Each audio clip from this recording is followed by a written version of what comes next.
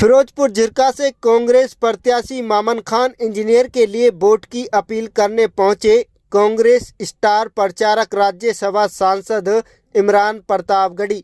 बता दें कि अल्पसंख्यक मोर्चा के राष्ट्रीय अध्यक्ष राज्यसभा सांसद एवं प्रदेश के जाने माने शायर इमरान प्रतापगढ़ी मंगलवार को नूंह जिले की फिरोजपुर झिरका विधानसभा सीट से कांग्रेस उम्मीदवार मामन खान इंजीनियर के लिए बड़कली चौक पर सभा कर वोट की अपील करने पहुंचे।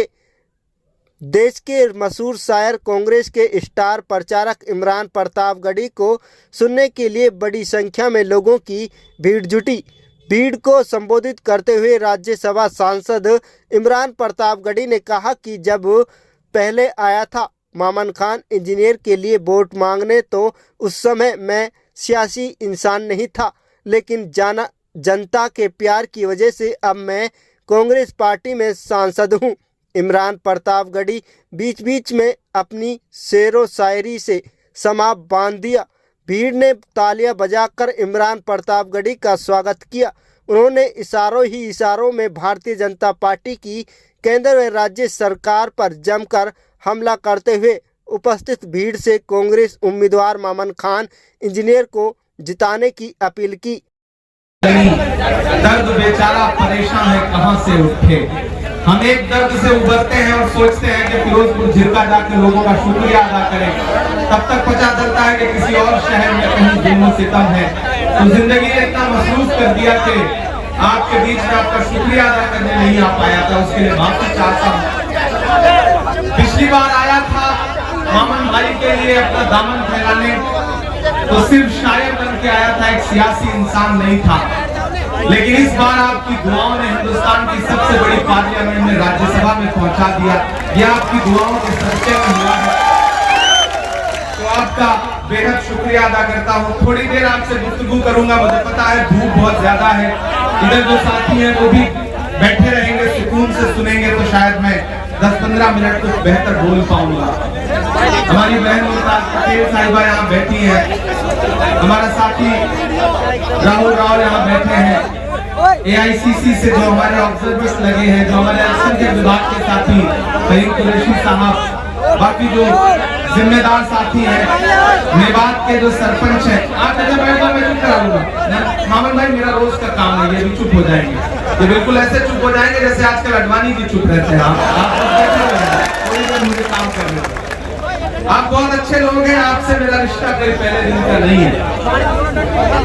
जब अहले खिरत की बातों पर कुछ जाहिल शोर मचाते हो, जब अहले खिरत की बातों पर कुछ जाहिल शोर मचाते हो, जब बुलबुल हो तस्वीरें चमन और कौवे गीत सुनाते हो, जब चिड़ियों के इन घोंसलों में कुछ सांप उतारे जाते हो, जब माली अपने हाथों से गुलशन में आग लगाते हो, इस हाल में हम दीवानों से तुम कहते हो खामोश रहो।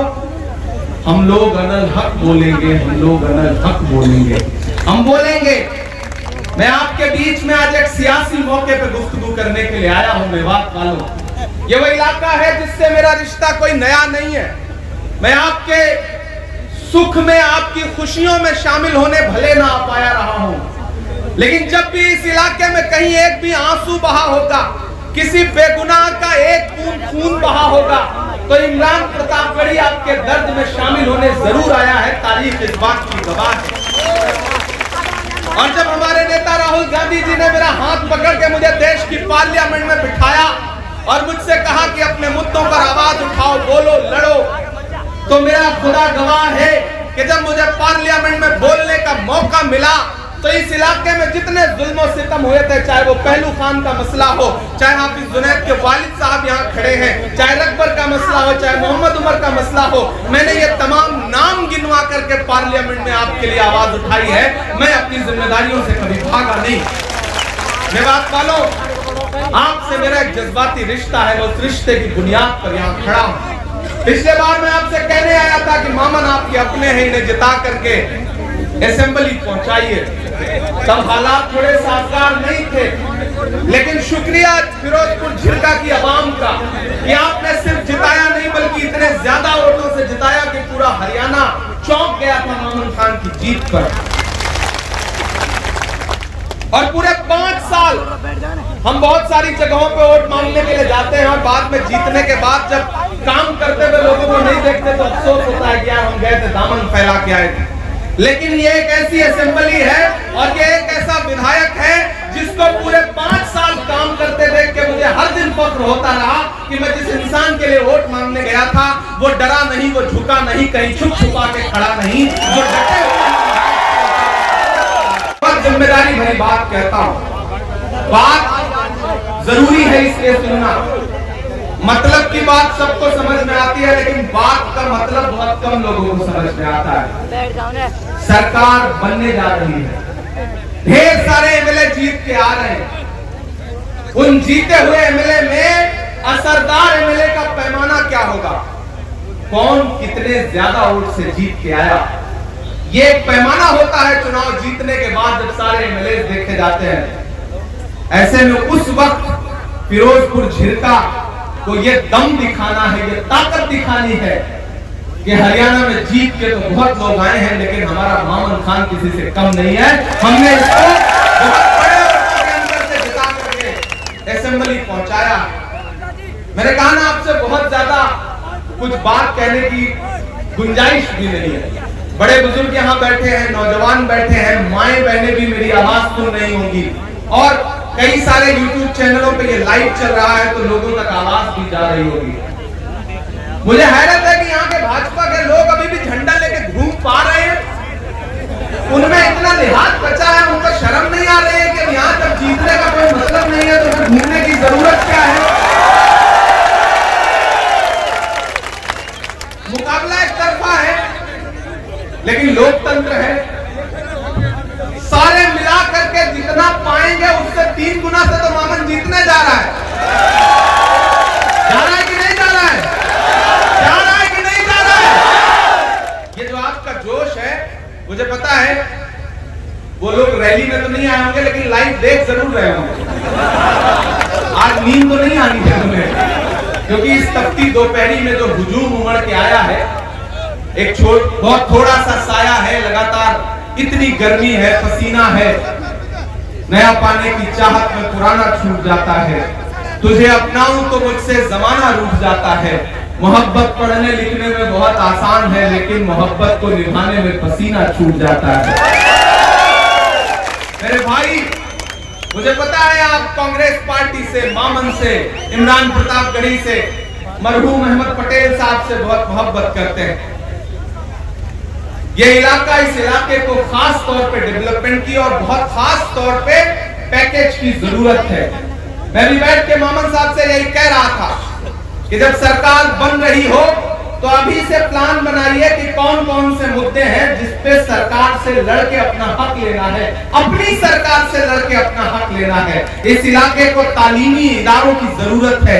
ये इलाके वो इलाके हैं जहां के नौजवानों में बहुत ताकत है, बहुत ऊर्जा है, बहुत एनर्जी है, बहुत सलाहियत है। अगर इनको तालीम के रास्ते पे लाया जाएगा और अगर तालीमी इदारे यहाँ पर बनाए जाएंगे तो इंशाअल्लाह आने वाले दिनों में इसी भीड़ में से बैठा हुआ कोई लड़का आईएएस बनेगा, कोई आईपीएस बनेगा, कोई जज बनेगा, कोई पुलिस में जाएगा और इस इलाके का नाम रोशन करेगा। मेवात को जिस तरह से पूरी दुनिया में बदनाम करने की साजिश की जाती है, आज का ये जो इलेक्शन है और आज की जो रैली है, हमें यहाँ अहद करके उठना है कि आने वाले दिनों में जब सरकार बन जाएगी तो हम अपनी सरकार से, और मामन भाई मैं आपसे वादा करता हूँ, आप यहाँ पर, आपको नेता प्रतिपक्ष भूपेंद्र हुड्डा साहब भी बहुत पसंद करते हैं, पूरी पार्टी पसंद करती है।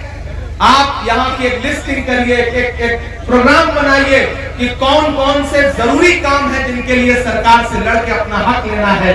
मैं आपसे वादा करता हूं कि मैं दिल्ली में बैठा हूं आपका वकील बनके, और आपकी दुआओं ने वो ताकत दी है कि जरूरत पड़ेगी तो अपनी पार्टी से जा करके पार्टी के लीडरशिप का दामन पकड़ के कहूंगा कि मेवात वो इलाका है जो आंख मूंद के कांग्रेस पार्टी को सपोर्ट करता है। इस इलाके को जरूरत है डेवलपमेंट की। न हम सफर न किसी हम नशी से निकलेगा, हमारे पांव का कांटा हम ही से निकलेगा। न हम सफर न किसी हम नशी से निकलेगा, हमारे पांव का कांटा हम ही से निकलेगा। वतन की रेत मुझे एड़ियां रगड़ने दे, मुझे यकीन है पानी यहीं से निकलेगा। यहाँ पे कोई यूनिवर्सिटी बनाए तो इस यूनिवर्सिटी से जिस तरह से बच्चे निकल करके दुनिया में जाएं, वो बताएं कि मेवात वो मेवात दिखाया जाता है। मेवात वो मेवात नहीं है जो फिल्मों में दिखाया जाता है। मेवात को जानना है, मेवात की मेहमान नवाजी को समझना है, यहाँ की तहजीब को समझना है, यहाँ के खुददार लोगों की खुददारी को समझना है, तो मेवात आइए, मेवात के लोगों से मिलिए, तब आपको समझ में आएगा कि मेवात कितने खूबसूरत लोगों का शहर है। मैं इस इलाके में पैदा नहीं हुआ हूं, लेकिन न जाने क्यों जज्बाती तौर पर मुझे ऐसा लगता है कि आपसे मेरा कोई एक रूहानी रिश्ता है।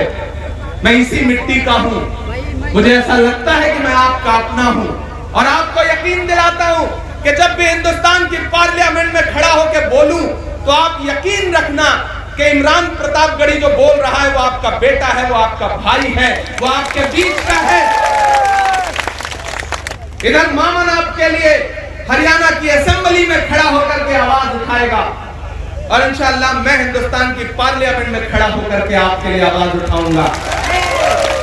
इससे अच्छा ऑफर क्या हो सकता है? एक जिताओ, एक साथ में फ्री पाओ, एमएलए जिताओ, एमपी साथ में फ्री पाओ। इससे अच्छा क्या हो सकता है? इससे अच्छा कोई ऑफर हो सकता है? नहीं हो सकता ना। तो तैयार रहिए 5 तारीख को। और फिरोजपुर झिरका वालों, मेरी एक बात को जहन नशीन कर लेना। मैं जब आ रहा था तो मुझे बहुत सारे लोगों के फोन मैसेजेस आए कि इमरान साहब आप जा रहे हैं, क्या कहेंगे वहां? मैंने कहा ये स्टेट का इलेक्शन अपनी जगह है, स्टेट के मुद्दे अपनी जगह हैं, लेकिन जो एक बात मैं यहाँ पे कहने आया हूं उस बात को बहुत संजीदगी से लेना। मेरे भाई, सियासत में जिसका हरियाणा होता है उसी की दिल्ली होती है। तो अगर चाहते हो कि आने वाले दिनों में दिल्ली की गद्दी पर राहुल गांधी प्रधानमंत्री बन के बैठे, तो उसकी शुरुआत हरियाणा से करो, यहां से कांग्रेस की सरकार बनाओ। जम्मू कश्मीर में इलेक्शन हो रहा है, वहां भी कांग्रेस पार्टी गठबंधन की सरकार बनने जा रही है। हरियाणा में भी कांग्रेस की सरकार बनने जा रही है। आने वाले कुछ महीने में महाराष्ट्र और झारखंड का भी रिजल्ट आ जाएगा, तो आप देखिएगा कि भाजपा की सरकार 2 बैसाखियों पे टिकी है। एक बैसाखी का नाम है नीतीश बाबू, दूसरे का नाम है चंद्र बाबू। कब कौन सी बैसाखी सरकेगी और कुर्सी ऐसे नीचे आ जाएगी, कोई भरोसा नहीं है। आजकल प्रधानमंत्री जी के चेहरे पे जो तनाव है वो यूं ही थोड़ी है। रौनक गायब है, सारा मेकअप गायब है। आपने देखा कि नहीं, डिजाइनर कपड़े पहनने के बाद भी चेहरे पे नूर नहीं आ पा रहा है। क्यों? क्योंकि जो 400 पार का नारा था उसे हिंदुस्तान की आवाम ने ला करके 240 पे सिमटा दिया। कहने के लिए नरेंद्र मोदी जी प्रधानमंत्री हैं, लेकिन पार्लियामेंट में सिक्का राहुल गांधी का चलता है। हमारा लीडर ऑफ अपोजिशन जो चाहता है सरकार को वो करना पड़ता है। ये ताकत हिंदुस्तान की आवाम ने दी है। इसलिए फिरोजपुर झिरका वालों, एक बात ध्यान में रखना, याद करो आज से 2 साल पहले का मंजर, जब हिंदुस्तान में नफरतें सर चढ़ के बोल रही थी, कोई आपके मुद्दे पर आवाज उठाने के लिए तैयार नहीं था, कोई बोलने को तैयार नहीं था। ऐसे में एक शख्स उठा दिल्ली में और उसने कहा कि मैं कन्याकुमारी से कश्मीर तक जाऊंगा, पैदल चलूंगा, एक नारा लगाऊंगा, नफरत छोड़ो भारत जोड़ो। एक नारा लगाऊंगा कि मुझे नफरत के बाजार में मोहब्बत की दुकान खोलनी है। वो शख्स चला 4000 किलोमीटर, कन्याकुमारी से चलता रहा अपने पैर के छालों की परवाह किए बगैर, जिस शख्स का नाम राहुल गांधी है। मैं चला हूं उस इंसान के साथ। जब मैं चल रहा था तो मुझसे मीडिया के साथी कहते थे कि इमरान साहब आप राहुल गांधी के साथ चल रहे हैं, आप शायर पहले हैं, सियासतदान बाद में हैं, आप क्या कहेंगे? तब मैं एक शेर सुना देता था कि जो हर जालिम से टकराएगी वो आंधी बनाऊंगा, जो हर जालिम से टकराएगी वो आंधी बनाऊंगा, नए अंग्रेज आए हैं नया गांधी बनाऊंगा। मैं चला हूं उस इंसान के साथ 4000 किलोमीटर। तो आप तो इस बात पर ईमान रखते हो ना कि मजदूर का पसीना सूखने से पहले उसकी मजदूरी उसे दे देनी चाहिए। रखते हो ना इस बात पर ईमान? ये हमारे बुजुर्गों का कौल है, मैं रखता हूं इस बात पर ईमान, और मुझे यकीन है यहां से वहां तक मौजूद एक एक आदमी इस बात पर ईमान रखता है कि मजदूर का पसीना सूखने से पहले उसकी मजदूरी उसे दे देनी चाहिए। तो फिरोजपुर झिरका वालों, यहां से महज 15 किलोमीटर दूर ये रास्ते गवाह हैं इस बात के कि राहुल गांधी चले थे इन्हीं रास्तों पे, कश्मीर जा रहे थे, मैं साथ था। मैं आपसे ये कहना चाहता हूं कि मैंने देखे हैं राहुल गांधी के डाले। मैंने देखा है राहुल गांधी के माथे का बहता हुआ पसीना। मैं आज अपने घर से 1000 किलोमीटर दूर चल के आपसे राहुल गांधी की मजदूरी मांगने आया हूं, और वो मजदूरी है, राहुल गांधी ने मामन खान को अपना नुमाइंदा बना करके फिरोजपुर झिरका में भेजा है। तो एक शख्स 5 तारीख को अपने घरों से बाहर निकलेगा, हाथ के पंजे के सामने वाला बटन दबाएगा, और राहुल गांधी की असली मजदूरी यह है कि मामन खान को कम से कम 1 लाख वोटों से जिता करके हरियाणा के असेंबली में पहुंचाएगा। ये है राहुल गांधी की असली मजदूरी, जो मैं आपसे मांगने के लिए आया हूं।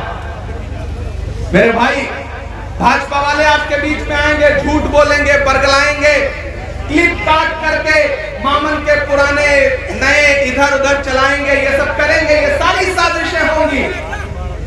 लेकिन एक चीज जान लेना, जब भी कोई आपका मजबूत नेता होता है तो उसके खिलाफ इसी तरह की साजिशें की जाती हैं ताकि उसको कमजोर किया जा सके।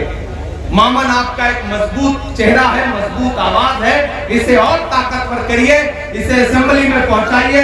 धूप बहुत ज्यादा है, मैं कुछ शायरी नहीं सुनाऊंगा तो आप ये कहेंगे कि देखो सबकी तरफ भाषण सुना करके चला गया। मैं शायरी भी आपको सुनाऊंगा। आप थके नहीं है ना? नहीं थके है ना?